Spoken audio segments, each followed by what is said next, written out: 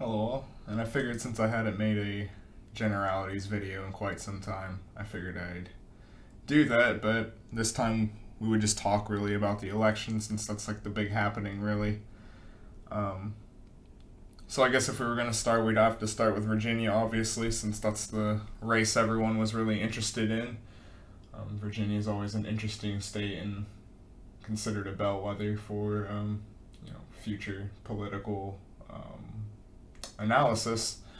And so, the nerds, if you will, really like to pick apart these off-year election nights to try to get ahead on what the midterms will look like or midterms. But so we have to start with Youngkin's victory, and he came out with I think a +2. I don't know if the ballots are still being counted or whatever the case may be, but it was about right with the aggregate at the last minute. He was building momentum, and it obviously frazzled the left on the kind of issues that he won on. And I think that's really one of the key things to come away with after the discussion this last Tuesday is you have this sort of referendum against these sort of leftist paradigms of our time for the current social rules, if you will. And so it's interesting to see afterwards how many people are trying to paint this as another refutation of socialism, and it's kind of interesting to really see that happening again, where you become kind of convinced that the right really isn't interested in, or at least the established there's a established proponent of the right who isn't really interested in trying to win. They're just there to be a part of the opposition. And I think that's really telling when you see the kind of pivot towards socialism. I did not really see much talk of socialism coming into the election. I'm not a Virginian, so but nonetheless, I think it had more to do with the referendum on the cultural war level. And for decades now, the right has been told you can't do that. It's not a successful strategy. You won't be able to pull it off. The left kind of has carte blanche over the cultural arts, if you will. But this is the kind of stuff that us on the theory side try to talk about and are trying to find answers for is how can we refute that mandate? How do we build the kind of institutional support to actually back people up to be able to go on the artistic avenues that we want, as opposed to what the left wants. It's also funny to see that Terry McAuliffe was obviously drunk on his not so concession speech.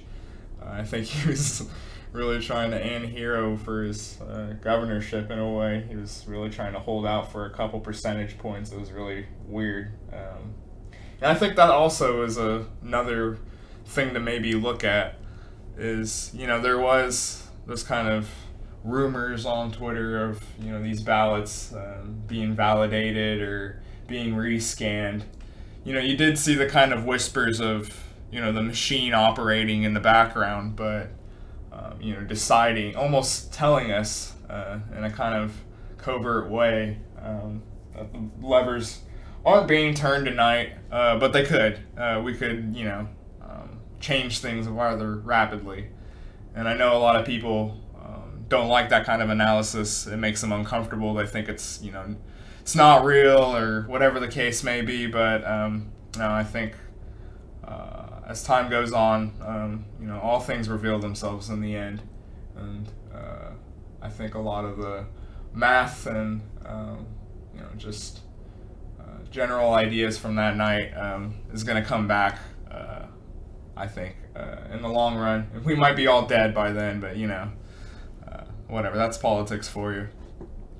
But moving on, I guess we should talk about Trump going 4-0 himself, undefeated on his election night. And so it is kind of interesting to try to, take the analysis of what that really means as well. Obviously, you do kind of benefit on the right from having this sort of Trump rub. He clearly brings out support to his candidates that he backs. But how much success can you get from, kissing the Don's ring, if you will, is an interesting question. But I think also that we did learn from Youngkin himself that you don't need to be, a Trump-like figure to, win. You just need to, just be, more or less along on the Trump train, if you will, or at least, not shy away from him and try to, run away from his endorsement. Because what's that going to get you? The left has no interest in trying to make inroads with anyone, it seems. Even after, last night, it was a question of, our narrative isn't loud enough, at least from what I saw. And so it's hard to believe that, why would you even want to, make these sort of inroads at this point, because you're just going to get rejected.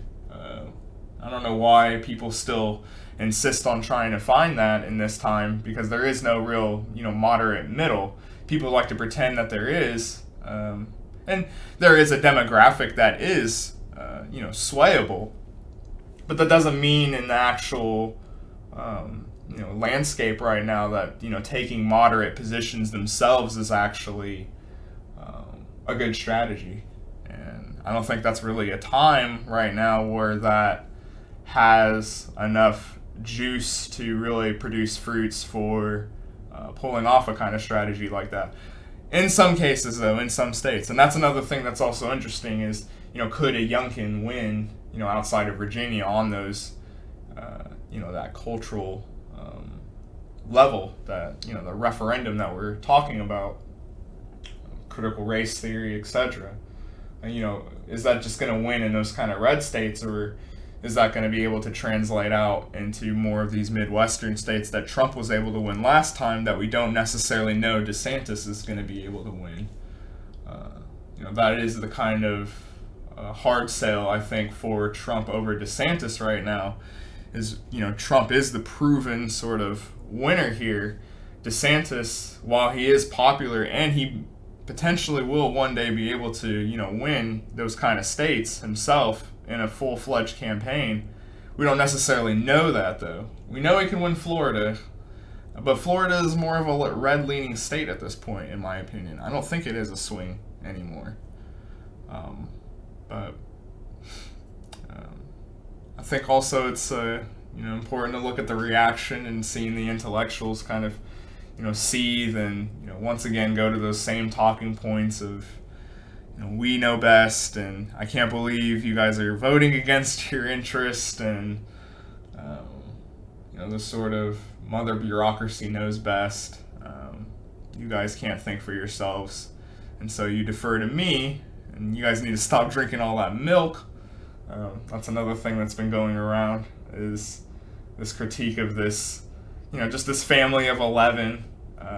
Bravo to them for having such a huge family in this time. I think big families are quite nice to be a part of. My family used to be bigger than it was, but everyone got kind of old. But so I do think big families are nice, and so seeing one is kind of rare. It's almost like a unicorn now. But they're getting critiqued for basically 2.5 cups per person a day, which is not much. And they're getting harassed, not really harassed, but just the usual sort of cold takes and ratios of trying to reconcile with why the reckoning for this family of 11 is coming for the prices of goods, and how these guys have to intellectualize how they're still their heroes, though. It's kind of interesting to watch. Even if it is almost kind of that sort of, how do you say, Munchausen syndrome, with like the motherly figure who's making you sick and then also trying to, cure you with the illness at the same time, if you will.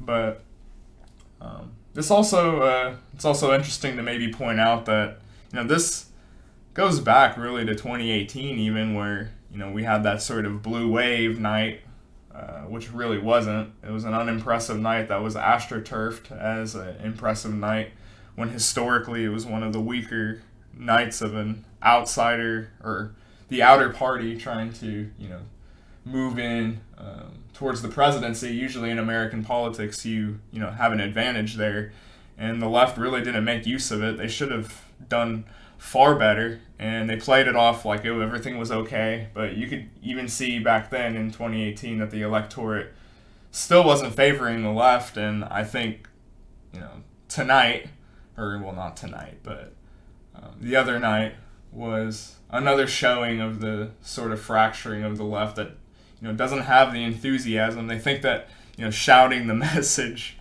louder is going to pay dividends, but it's the message itself that's repelling people, and they haven't realized that. Or do they care really? You have to ask that sort of question. These people are criticizing families of 12 for milk use, and you're supposed to pretend like these people are gonna want to make inroads with you, I suppose, or not be the divisive ones. It's laughable at this point, honestly. And another important insight I think that many people missed out on was Texas actually off in the distance changed their state's constitution against lockdowns and these sort of mandates that we have going on. And I think that's really interesting. And there was a interesting article I saw where there was a kind of Cope and Seeth article.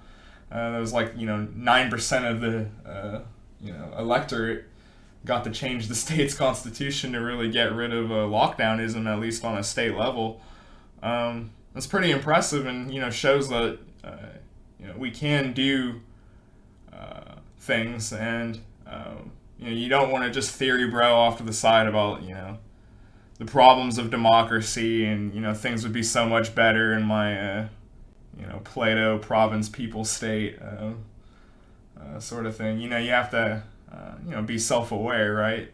You ultimately do live in this mass decremized, atomized system, and we need to try to make the best of it while we can, while also referending them and trying to change things at the same time.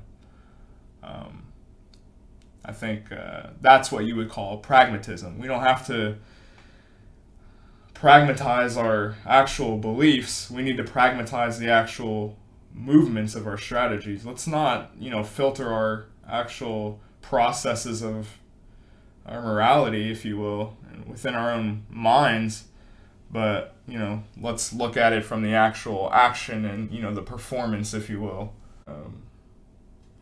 I suppose to really just wrap up and, maybe hark back to the sort of point of, making do despite, the black pill, if you will. Last year was a pretty, rough year where, especially if you, saw through the kind of,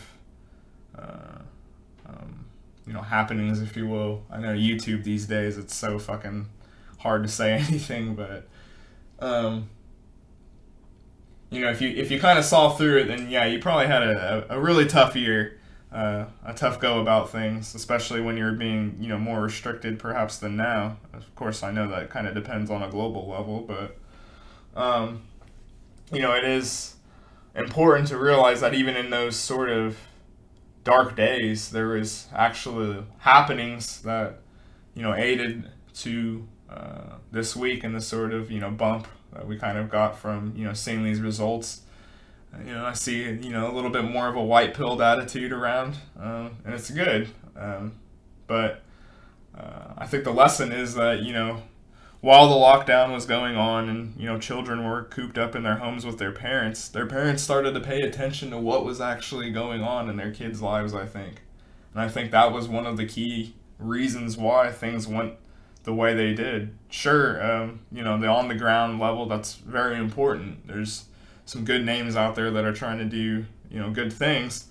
But I think really people saw the sort of things going on in public education in a way that they haven't seen in quite some time, and that does and there's a lot of shame complex about the American parent who probably works too much just to make a little bit better off than just being all right. You know what I mean? I think that's kind of a really an American phrase there, but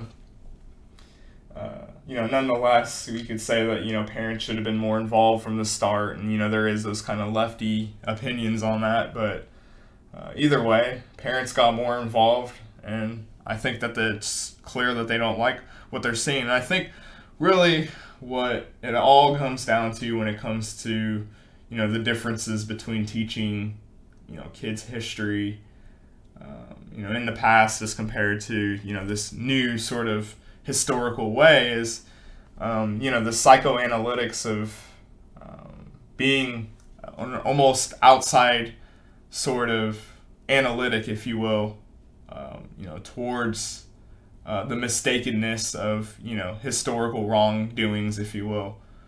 If you're just looking at it from a sort of outsider perspective, then you're not going to get the same perspective than someone who is immersed within the culture itself and actually seeing it in its sort of dialectical approach in a way, if that makes sense.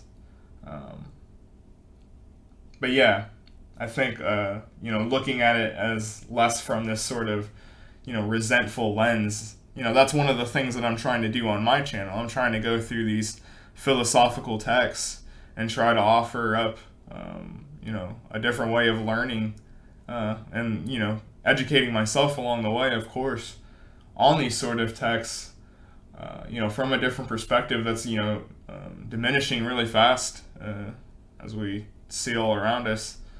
And I think that's really the real answer to these kind of things, as opposed to the ballot box, if you will. But this was just another generalities video that I wanted to do for the election and get out some thoughts.